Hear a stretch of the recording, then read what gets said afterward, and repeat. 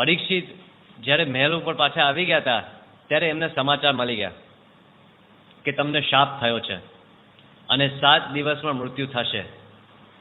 ત્યારે શાસ્ત્રમાં લખ્યું છે કે જેમ સભા પૂરી થાય અને સંતો આપણને પ્રસાદ આપે અને આપણે એ પ્રસાદ માથે ચડાવીએ એટલા જ પ્રેમથી રાજા એ સંતના શાપ આશીર્વાદ સમજીને માથે ચડાવ્યા.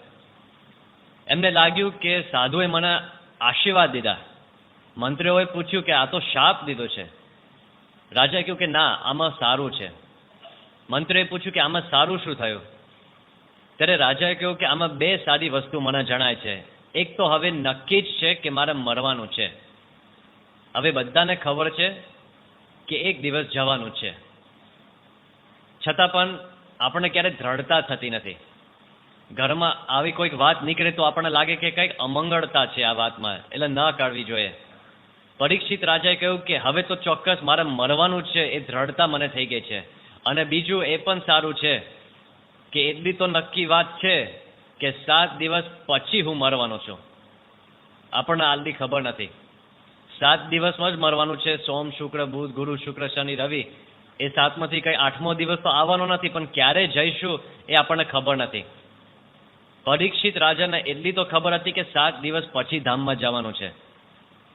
એકવાર યોગીજી મહારાજ આફ્રિકા પધારેલા અને યોગીજી મહારાજે એક હરિભક્તને વિનંતી કરી. યોગીજી મહારાજની કથામાં ઘણા બધા વક્તાઓ હોય. એક હરિભક્ત એમને સ્વામીએ વાત કરી કે તમે એક પ્રવચન કરો. એટલે પેલા હરિભક્ત નડિયાદના એમને પ્રવચન કર્યું કે યોગીજી મહારાજ આવા મોટા સત્પુરુષ આપણને મળ્યા છે, ભવસાગર પાર કરવા માટેને આ નૌકા છે, એમ ઘણા બધા મહિમાની વાતો કરી. અને પછી યોગી બાપાની સામે પહેલી લાઈનમાં આવીને બેઠા ત્યાં ને ત્યાં ધામમાં ગયા. એટલે પછી પ્રમુખ સ્વામી દોડ્યા અને ડોક્ટર સ્વામી, 2 સંતો દોડ્યા. પણ હવે માણસની એક વિશેષતા છે, પંખો ઓફ થાય તો પાછો ઓન થાય, લાઇટ ઓફ થાય તો પાછો ઓન થાય, માણસ ઓફ થાય તો પાછો ક્યારે ઓન થતો નથી. ગયો તે ગયો. પ્રમુખ સ્વામી દોડ્યા, ડોક્ટર સ્વામી દોડ્યા. યોગી બાપા જોતા હતા, એમને ખબર નહીં હોય કે હમણાં હું ધામમાં જાઉં છું, પણ ગયા. સર્વમંગલ સ્વામી એક પ્રસંગ કહે છે કે એકવાર સભામાં એક મોહનભાઈ હતા. ચાલુ કથામાં એમને એટેક આવ્યો અને હજી ખિસ્સામાં હાથ નાખીને ગોળી કાઢવા ગયા અને ગોળી મોઢામાં મૂકતા ત્યાં એમનો જીવ બહાર નીકળીને ગોળીને ભટકાઈને સીધો અક્ષરધામમાં પહોંચી ગયો. એટલો પણ સમય ભગવાને આપ્યો નથી. ક્યારે આપણે ધામમાં જઈશું આપણને ખબર નથી, પણ પરીક્ષિત રાજાને એટલી ખબર હતી કે 7 દિવસ પછી મારું મૃત્યુ થવાનું છે.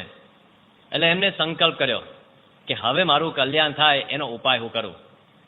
જુદા જુદા સાધુઓ, ઋષિ મુનિઓની મુલાકાત લીધી.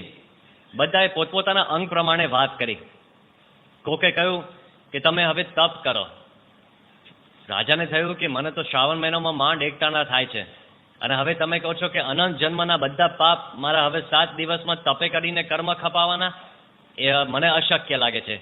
કોકે કહ્યું કે તમે ધ્યાન કરો. રાજાએ કહ્યું કે હું પૂજામાં ધ્યાન કરું છું તો 5 મિનિટ થાય છે ત્યાં તો મને કીડિયા ચડે છે. હવે મારા 7 દિવસ સુધી અખંડ ધ્યાન કરીને પછી મારું કલ્યાણ કરવું મને અશક્ય લાગે છે. અને આ વિચારમાં ફરતા ફરતા ગંગા નદીના તટ ઉપર આવ્યા અને ત્યાં મોટી સભા ભરાઈને બેઠી હતી. એમ કહેવાય છે કે હજારો ઋષિ મુનિઓ ત્યાં ગંગા તટ ઉપર અનુષ્ઠાન કરવા માટે ભેગા થયેલા. વ્યાસજી હતા, બીજા ઘણા બધા મુનિઓ હતા. અને પરીક્ષિત રાજા ઘણા બધાને પૂછતા તો પણ એમનું મન કોઈ જગ્યાએ સ્થિર ના થાય. અને એમાં શુકદેવ આવ્યા. શુકદેવને તે વખતે 16 વર્ષની ઉંમર હતી. હવે બીજા બધા સંતો મહાત્મા હતા એ વયોવૃદ્ધ હતા, એ તપોવૃદ્ધ હતા, પણ એ જાણતા હતા કે શુકદેવ તો કિશોર અવસ્થામાં છે પણ અમારા કરતા જ્ઞાનવૃદ્ધ છે. એટલે એક સાથે હજારો સાધુઓએ ઊભા થઈને શુકદેવનું સન્માન કર્યું. અને જ્યારે શુકદેવ સભામાં પ્રવેશ કરે છે ત્યારે એમનું નિરૂપણ આવે છે કે અવધૂત વેશમાં અલિંગ સ્વરૂપમાં પધાર્યા. એમના શરીર ઉપર એક વસ્ત્ર નહોતો, જનોય પણ નહોતી. અલક્ષ્ય સ્વરૂપમાં આવ્યા, પરંતુ સૂર્ય જેવા તેજસ્વી લાગતા. પરીક્ષિત રાજાએ એમને જ્યારે દર્શન કર્યા એમને લાગ્યું કે આ સાક્ષાત ભગવાન આવ્યા છે. એટલે એમને આસન આપીને એમને હાથ જોડીને એમને વિનંતી કરી કે હે ભગવાન, 58 વાર ભાગવતમાં શુકદેવ જેવા સંત માટે ભગવાન એવું સંબોધન વાપર્યું છે. જેમને ભગવાનનો સાક્ષાત્કાર હોય એ ભગવાનનું સ્વરૂપ જ કહેવાય. પરીક્ષિત રાજાએ કહ્યું કે હે ભગવાન, મારી પાસે 7 દિવસ છે, 7 દિવસમાં મારું કલ્યાણ થાય એવો કોઈ ઉપાય છે તમારી પાસે? શુકદેવ હસવા માંડ્યા અને એમને કહ્યું કે તમે તો ચંદ્રવંશી રાજા છો, પણ સૂર્યવંશમાં એક ખટવાંગ નામના રાજા થઈ ગયા. એમને તો એવા સમાચાર મળ્યા કે તમારો તો એક જ ઘડી બાકી છે અને એક ઘડીમાં એમને પોતાનું કલ્યાણ કરી નાખ્યું. તો તમારી પાસે તો 7 દિવસ છે, બહુ શાંતિથી આપણે તમારું કલ્યાણ કરી નાખીશું. પરીક્ષિતે પૂછ્યું કે કેવી રીતે?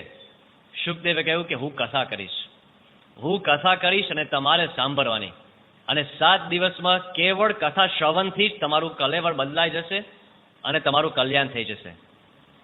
તો પરીક્ષિત રાજાએ કીધું કે તમે કથાનો આરંભ કરો. શુકદેવે મંગલાચરણ ગાયું અને ઉપર સ્વર્ગમાં દેવોએ હાહાકાર મચાવ્યો. દેવોએ ઉપરથી જોયું કે આ મૃત્યુલોકમાં મનુષ્ય જેવા જીવો, જેને કોઈ પાત્રતા નથી, જે દોષોથી ભરપૂર થયેલા છે, એ લોકોને શુકદેવ જેવા પરમહંસ એ કથા સંભળાવે છે. અને અમે બધા ભગવાનના અનુચરો, અમે આ બધા દેવો છે, ભગવાનના સાક્ષાત સેવકો છે, અને અમને કથા વાર્તાનો લાભ નહીં. એટલે પછી બધા દેવોને વિચાર આવ્યો કે આપણે આ પૃથ્વી લોક ઉપર જઈને કથા વાર્તાનો લાભ લઈએ. એટલે પછી બધા દેવોએ પોતપોતાના વિમાનમાં બેઠા, જેમ એર ઇન્ડિયા હોય એમ એર ઇન્દ્ર અને અગ્નિ એરવેઝ ને બધા પોતપોતાના વિમાનમાં બેઠા અને ફટ દઈને ગંગા તટ ઉપર આવી ગયા. અને શુકદેવે હજી મંગળાચરણ પૂરું કર્યું અને આંખો ખોલી અને જોયું કે ઇન્દ્ર, અગ્નિ, વરુણ, વાયુ આ બધા દેવતાઓ સાક્ષાત વિરાજમાન છે. પૂછ્યું કે કેમ અહીં અત્યારે? દેવતાઓએ કહ્યું કે અમે કંઈક આપલે કરવા આવ્યા છે. કે બોલો શું આપશો ને શું લેશો? દેવતાઓએ કહ્યું કે અમે સ્વર્ગથી આ અમૃતનો કળશ લઈને આવ્યા છે, આ અમૃત અમે તમને આપીશું અને અમારા કથામૃતનો લાભ લેવો છે. આ અમૃત લઈને આ પરીક્ષિત રાજાનો મૃત્યુની બીક છે, એક છાંટો આપશો ને તોય અમર થઈ જશે આ લોકમાં, એટલે એનો પ્રશ્ન મટી જશે. પછી આ મનુષ્યને તમે કથા વાર્તાનો લાભ ના આપતા, પણ અમને કથા વાર્તાનો લાભ આપો. અને તે વખતે શુકદેવે વાત કરી કે ક્વ સુધા, ક્વ કથા, લોકે ક્વ કાચ, ક્વ મનિર મહાન. ક્યાં તમારું અમૃત અને ક્યાં અમારું કથામૃત? આ લોકમાં ક્યાં કાચનો ટુકડો અને ક્યાં મહાન મની? એમ કહીને દેવો તરફ ઊંજ હાસ્યા અને કહ્યું કે તમે અહીંથી નીકળી જાઓ.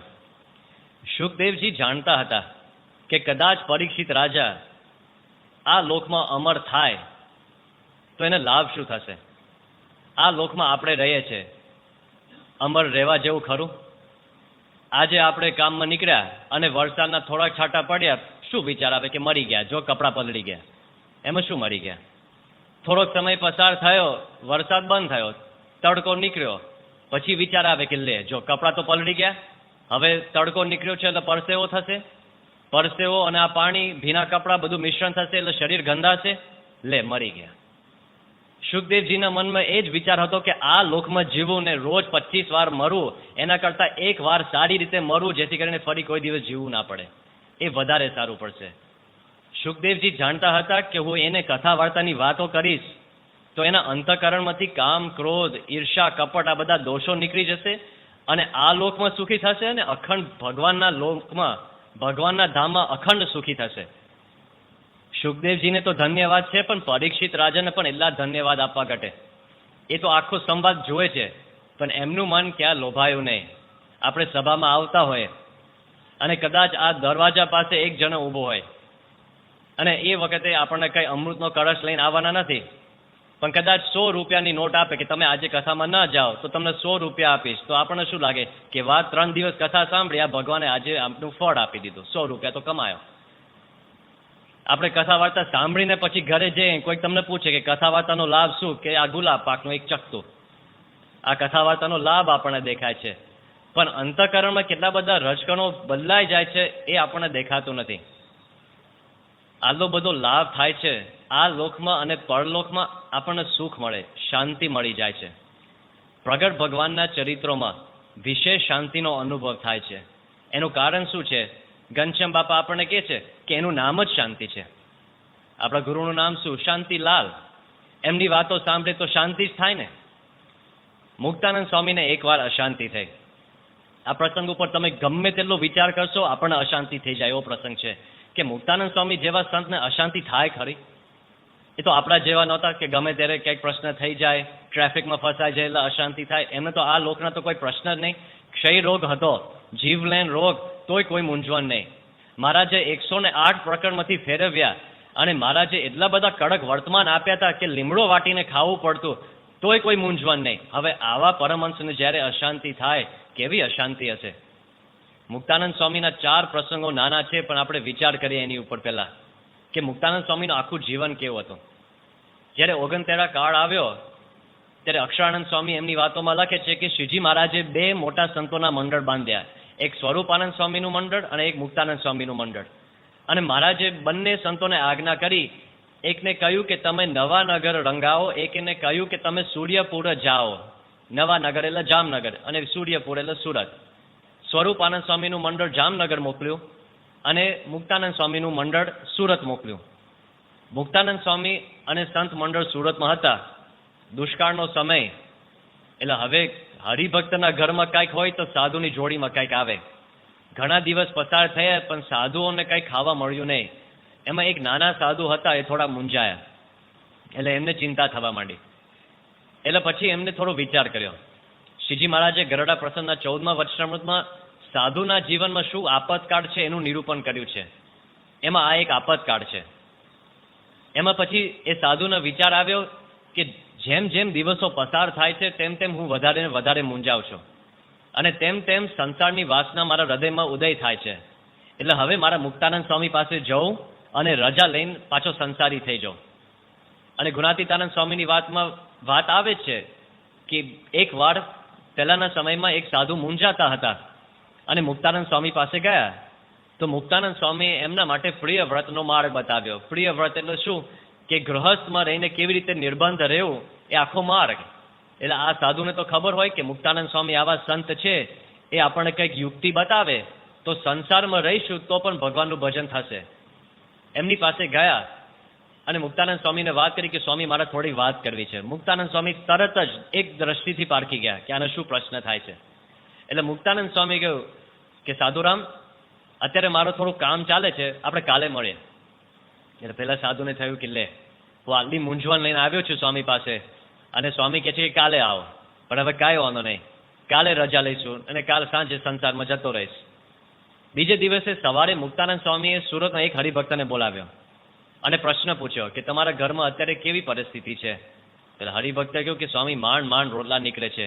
અને રોટલા નીકળે છે એટલે બધા માટે નહીં, પાછા મારા 2 સંતાન, એકને હું આજે જમાડો, બીજાને હું બીજે દિવસે જમાડો. એ લોકોને તો ધારણા પાણા પરાણે, અને અમારા અને મારા પત્ની, અમારે તો સીધા નકોડા જ ઉપવાસ, અમારે તો કશું ખાવાનું જ નહીં.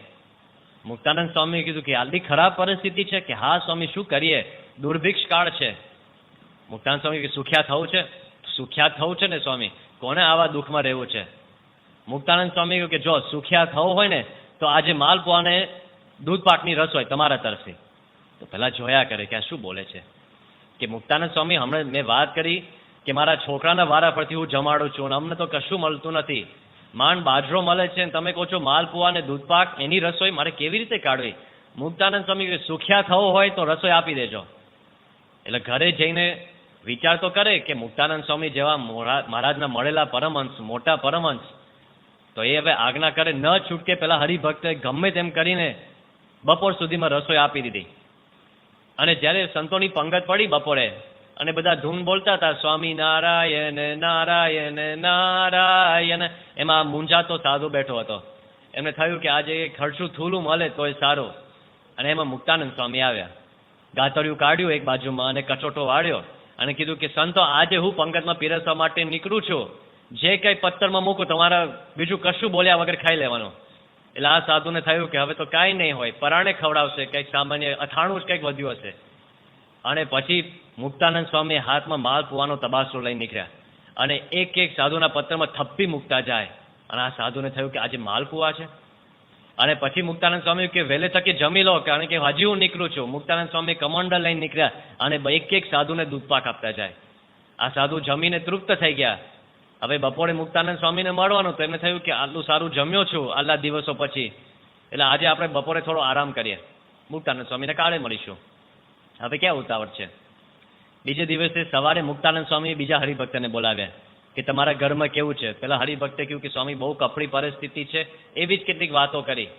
મુક્તાનંદ સ્વામી કે તમારે સુખ્યા થવું છે કે હા સ્વામી સુખ્યા થવું છે, આજે તમારા તરફથી લાડવાની રસોઈ. સ્વામી કેવી રીતે? ગમે તે રીતે લાડુ જોઈએ ને જોઈએ જ.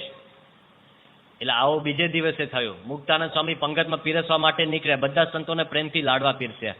ત્રીજે દિવસે, ચોથે દિવસે, અઠવાડિયું પૂરું થયું ને, હરિભક્તોએ અંદર ગોષ્ઠીઓ ચાલુ કરી નાખી કે મુક્તાનંદ સ્વામીના આપણે પહેલાનું વૃત્તાંત વિચારીએ તો એક તો ક્યારેક તો રામ કડાકટ ને આવા બધા પ્રસંગો આપણે સાંભળે છે કે એમને ક્યારેક ગાંઠ પણ આવે છે સુધવાદ જેવું. અમને લાગે છે કે અત્યારે વધ પક્ષમાં આવી ગયા છે, કે હવે કંઈક બીજું ગાંઠ પણ ચાલુ થઈ ગયું છે.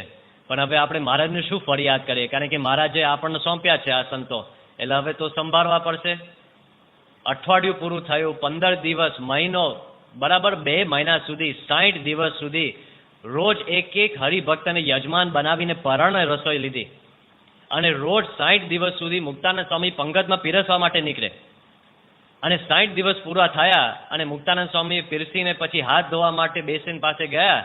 અને આ સાધુ જે મૂંઝાતા હતા એ જમીને પથ્થર ધોવા માટે બાજુમાં ઊભા હતા. મુક્તાનંદ સ્વામી એમને જોયા. મુક્તાનંદ સ્વામીએ કીધું કે સાધુરામ, આપણી વાત 2 મહિનાથી ઠેલાય છે, તમારે મને શું વાત કરવી હતી? પેલા સાધુએ કહ્યું કે સ્વામી, હું તો ત્રીજે દિવસથી સમજી ગયો કે આ જેટલું આયોજન થાય છે ને મારા માટે છે. પણ હું તમને એક વાત કરું હવે, કે છેલ્લા 2 મહિનાથી તમારા હાથની પ્રસાદી હું જમું છું, મારા હૃદયમાંથી સંસારની બધી વાસના મટી ગઈ છે, મને હવે કોઈ પ્રશ્ન થતો નથી.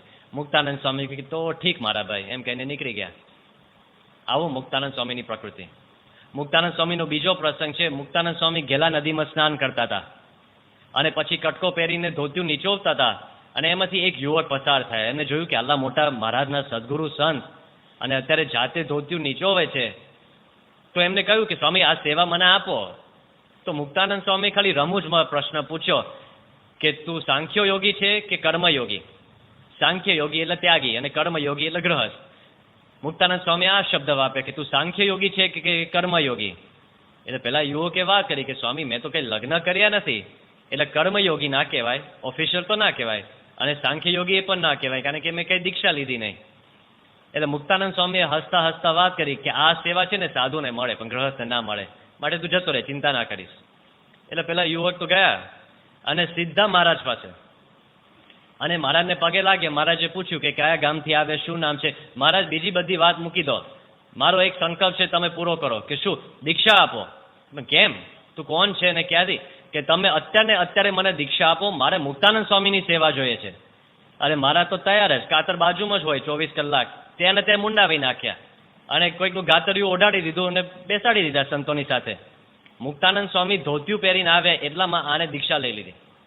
અને પછી મહારાજે મુક્તાનંદ સ્વામીને નજીક બોલાવ્યા કે આ બધા સંતોને તમે ઓળખો છો? કે હા, આ બધા નારદ સંકાદિકના જેવા સંતો છે બધા, એકવાર તો આપે મને પરિચય કરાવેલો વ્યવસ્થિત.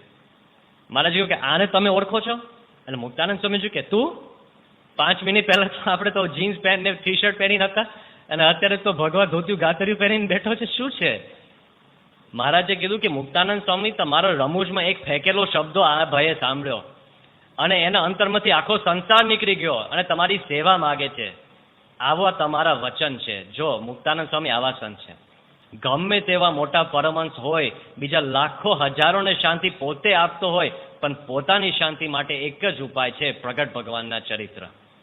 એટલે આપણે રોજ પ્રગટ ભગવાન ઉપર જ આપણે તાન રાખીએ છીએ, એના માટે જ આપણો ફોકસ છે. બીજી બધી કથા સાંભળે છે, પણ જેવું પુષ્ટિ પ્રગટ ભગવાન આપણા ઈષ્ટદેવના ચરિત્રમાંથી થાય છે, એવી કોઈ ગ્રંથમાંથી, કોઈ બીજા શાસ્ત્રમાંથી પુષ્ટિ થતી નથી. સ્વામીનો 75મો કહેતા અમૃત દીક્ષા મહોત્સવ સારંગપુરમાં ઉજવાયો. આ કેટલી મોટી વાત છે કે 75 વર્ષ સુધી સાધુમાં રહ્યા. કેટલા લોકો આ પૃથ્વી ઉપર 75 વર્ષ સુધી કાઢતા નથી. 75 વર્ષ સુધી ખાલી જીવવું ને એ મોટી સિદ્ધિ છે અત્યારે. એના માટે કેટલીક ચરી પાડવી પડે ને રોજ કસરત કરવી પડે, મીઠું નહીં ખાવાનું, ખાંડ ઓછી કરવાની, કેટલી બધી ડૉક્ટરની સલાહ લેવી પડે, તોય 2-4 ઓપરેશન કરે ત્યારે માંડ 75 સુધી પહોંચે કે ના પહોંચે, અને પહોંચે તો ભગવાનની દયા. આ તો 75 વર્ષ સાધુમાં. થોડા વર્ષો પહેલા ઈશ્વરચરણ સ્વામીને પ્રશ્ન પૂછેલો કે તમારા સાધુમાં 50 વર્ષ પૂરા થયા તો 50 વર્ષમાં તમારી મોટામાં મોટી સિદ્ધિ કઈ? એટલે સંતોના મનમાં અપેક્ષિત બધા જવાબ એવા હતા કે બોલશે સ્વામી કે દિલ્હી અક્ષરધામ, અથવા સંસ્થાના અત્યારે કન્વીનર તરીકે મારી પદવી છે, તો આવું કંઈક બોલશે કે મને યોગીજી મહારાજની સેવા મળી કે પ્રમુખ સ્વામી મહારાજની સેવા મળી, એકે જવાબ આપ્યો નહીં. ઈશ્વર સ્વામી કહ્યું કે 50 વર્ષમાં હું 50 વર્ષ સુધી સાધુમાં ટક્યો ને, એ મારી મોટામાં મોટી સિદ્ધિ. તો બધાને લાગ્યું ખાલી ટકવું એ સિદ્ધિ છે આમાં. જેમ એક કવિએ કહ્યું છે, શૂર અને સતી બેની રીત જુદી છે. શૂર અને સતી બેની રીત સરખી. શૂર અને સતી એમને તો એક વાર મરવું, પણ સાધુને તો દિન દિન મરવું. જે શાસ્ત્રમાં લખ્યું છે કે સાધુના માર્ગે ચાલવું એટલે ક્ષુરસ્ય ધારા નિશિતા દુરત્યયા દુર્ગમ પતસ તત કવયો વદંતી. અસ્ત્રની ધાર ઉપર ચાલવા જેવો માર્ગ છે. જોર કરે તો પગ કપાય, આળસ કરે તો પડી જાય. એટલે આ માર્ગ ઉપર ટકવું ને એ મોટી સિદ્ધિ છે. અને સ્વામીએ 75 વર્ષ ખાલી એમને પસાર નથી કર્યા, નિષ્કલંક જીવન જીવીને સાધુતાનો માર્ગ શોભાડ્યો છે. બધાને એવો અનુભવ થાય છે. અક્ષરાનંદ સ્વામીની વાતમાં એક વાર્તા પણ આવે છે. એક ડોશીમાં એક સાધુ મહાત્માને પ્રશ્ન પૂછેલો કે સાધુ, તમારી દાઢી સફેદ છે કે અમારે ગાય સફેદ છે? એટલે સાધુએ કહ્યું કે તમે વરસ પછી આવજો. વરસ પછી ડોશીમાં ફરી આવી અને સાધુને પૂછ્યું કે સાધુ, તમારી દાઢી સફેદ છે કે અમારી ગાય સફેદ છે? સાધુ કહ્યું કે 6 મહિના પછી આવજો. 6 મહિના પછી જ્યારે ડોશીમાં ફરી આવી ત્યારે એને જોયું કે સાધુ તો હવે ધામમાં ગયા છે. સાધુ ધામમાં ગયા છે અને ભગવાનના પાર્ષદો વિમાન લઈને બાજુમાં વિરાજમાન છે અને સાધુ હવે ચૈતન્ય સ્વરૂપે રથમાં બેઠા છે. એટલે ડોશીમાએ કીધું કે સાધુ એમને એમ ના જવાય, મારો પ્રશ્ન હજી અધૂરો છે. હવે તમે કહો કે તમારી દાઢી સફેદ છે કે મારી ગાય સફેદ છે? ત્યારે સાધુએ વાત કરી, હાથમાં માળા હતી, માળા ઊંચી કરી અને કહ્યું કે ડોશીમા, આ પૃથ્વી ઉપર હું 95 વર્ષ સુધી રહ્યો, તોય મારા જીવનમાં એક કારો ડાઘ ના આવ્યો. તમારી ગાય સફેદ હોય કે ના હોય મને ખબર નથી, પણ મારી દાઢી તો સફેદ છે. અક્ષરાનંદ સ્વામીએ કહ્યું પછી આ વાર્તા મૂકીને સિદ્ધાંત એવો આપ્યો કે નિષ્કલંક જીવન જીવવું ને એ સાચું જીવન જીવ્યું કહેવાય. સ્વામી આ પૃથ્વી ઉપર 95 વર્ષ રહ્યા, 75 વર્ષ સાધુમાં નિષ્કલંક જીવન. આપણે જો અતિશય યોક્તિ સાથે જો કહેવા માંગીએ ને તો બપોરના 12 વાગે ધોળે દિવસે ફાનસ લઈને કોઈ ગારો ડાઘ શોધવા જાય તોય ન મળે સ્વામીના જીવનમાં. એટલું પવિત્ર જીવન. સ્વામી જ્યારે નાના હતા, પ્રસંગ આપણે જાણીએ છીએ, પણ પ્રસંગમાં કેટલો બધો ચમત્કાર છે. સ્વામી તો ચાંસદમાં રમતા હતા અને ક્રિકેટના સાધનો લેવા માટે જતા અને ત્યાં શાસ્ત્રીજી મહારાજની ચિઠ્ઠી આવી કે તું સાધુ થઈ જા. આસો મહિનો હતો, સ્વામીએ બીજો કોઈ વિચાર કર્યો નહીં કે ગુરુની ચિઠ્ઠી આવી ગઈ છે એટલે તરત આપણે સાધુ થઈ જાઓ. શ્રીજી મહારાજે મધ્યના 61માં વચનામૃતમાં વાત કરી કે મોટેરા કોણ છે? આગળ બેસે મોટેરા કે વડીલ હોય એ મોટેરા કે જેના વાળ ધોળા હોય એ મોટેરા? એવું કોઈ મોટેરાની વ્યાખ્યા નથી કરી. પણ ગુરુની આજ્ઞા થાય, ઈષ્ટદેવની આજ્ઞા થાય ને તત્કાળ જે પરમહંસ થાય ને એ સત્સંગમાં મોટેરા. આ નાનકડા શાંતિલાલે સાબિત કરી બતાવ્યું કે આખા સત્સંગમાં આ મોટેરા છે. બીજા એના મિત્રોએ કીધું કે આસો મહિનો છે, હમણાં દિવાળી આવશે, ઘરે થોડુંક રોકાઈ જાઓ. એમને કહ્યું કે હવે રોકાય નહીં, ગુરુની આજ્ઞા આવી ગઈ છે. અને શાસ્ત્રીજી મહારાજે આ આજ્ઞા કરી. વિવેક સાગર સ્વામી કહે છે કે ઘરે તો એક દિવાળી મૂકી દીધી, દિવાળી બા, અને આપણા માટે દિન દિવાળી કાઢી નાખ્યું. આ તો બધો લાભ આપણને થયો. અને ત્યાંથી નીકળ્યા, ફરતા નડિયાદ જવાનું હતું પહેલા. અને નડિયાદમાં શાંતિલાલ બીમાર પડ્યા. અને રામચંદ્રભાઈ ઠાકર હતા, એમના ઘરના પહેલા માળ ઉપર સ્વામી થોડો આરામ કરતા હતા. સ્વામીએ જ્યારે આ પ્રસંગનું નિરૂપણ કર્યું ત્યારે કોઈને રામચંદ્રભાઈનો દોષ આવે એવી રીતે નિરૂપણ ક્યારેક કર્યું જ નથી. પણ પરિસ્થિતિ એવી હતી તે વખતે કે સ્વામીનો તાવ હતો. એટલે સ્વામીએ 2-3 દિવસ સુધી કશું જમ્યા નહીં અને બીજા કોઈ બહુ સારી સંભાળ રાખી હોય એવું પણ નહીં. નિર્ગુણ સ્વામી ત્યાં આવ્યા અને એમને ખબર પડી કે શાસ્ત્રી મહારાજે એક છોકરાને બોલાવ્યા છે અને યોગી બાપા વર્ણન કરતા કે ચાંસદથી મુક્ત, એટલે ચાંસદના મુક્તને બોલાવ્યા છે અને નડિયાદમાં 2 દિવસથી બીમાર છે. નિર્ગુણ સ્વામી કહ્યું કે હાલ મારી સાથે અમદાવાદ, શાસ્ત્રી મહારાજ ત્યાં આવવાના છે.